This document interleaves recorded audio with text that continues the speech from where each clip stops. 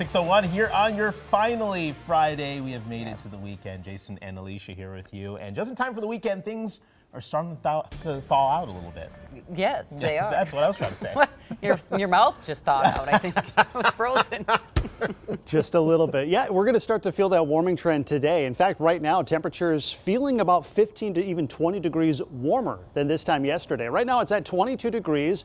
Temperatures warmer than the single digits across the entire state. That's something that hasn't happened since before Thanksgiving. Southwest wind today, that's helping to push in some of those warmer temperatures. And a lot of cloud cover, at least to start off the day, with some partial sunshine expected later this afternoon. And you look across northeastern Minnesota, light snow that's now exiting the Arrowhead, pushing across the south shore of Lake Superior. Areas in northern and northeastern Minnesota will see several chances for accumulating snow this weekend. In the meantime, we're just going to be dealing with warmer temperatures. 20 to start, near 30 by this afternoon, and yes, 40 degrees or warmer in the forecast both Saturday and Sunday. We'll talk about how long that warmth sticks around coming up, but first let's get your traffic with Alicia. Thank you, Ben. Yeah, if you're leaving the Forest Lake area, headed towards Columbus and the split there, 35W, 35E split. Here's a live look. It's starting to get a little bit more crowded as everyone's getting ready to head off, start their Friday morning. No crashes, though, which I love to see. A lot of green here on the MetroMap. Drive times are average. Well, back to our top story here. Big developments out of New York City this morning. Yeah, a string of potential clues are emerging in the shooting ambush of United Healthcare CEO Brian Thompson. Police believe these new clues will lead them to this man, who they're calling a person of interest. This morning, Audrey Russo's in studio with what could be a big break in this case. Audrey. Yeah, Jason, Alicia, investigators are zeroing in on a timeline of when the suspect got to New York City and where he was in the days, minutes, and moments before the shooting that killed Brian Thompson. So let's walk through the timeline of what they have so far this morning.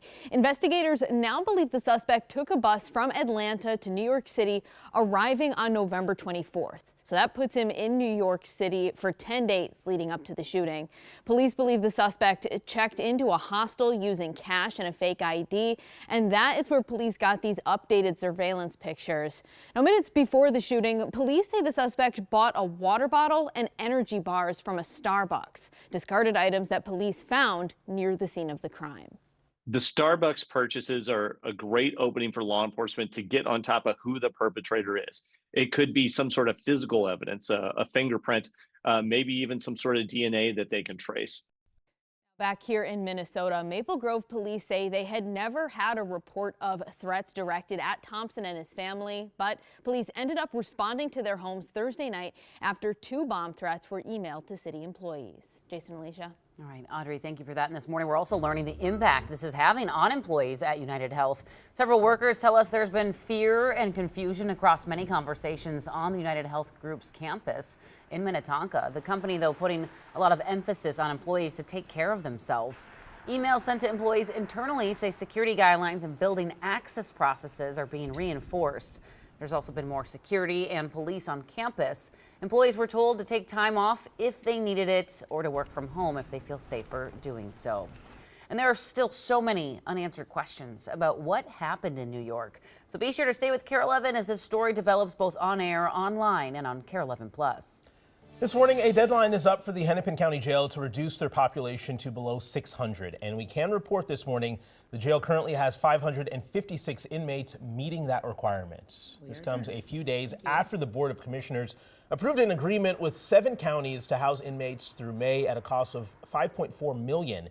Board members say they don't like the decision, but did it to avoid losing the jail's license to operate. The Hennepin County Attorney Community Relations Board doesn't like the move either, saying it doesn't provide a long-term solution. This morning, Hennepin County's crime lab will resume DNA testing weeks after shutting down due to contamination in DNA samples.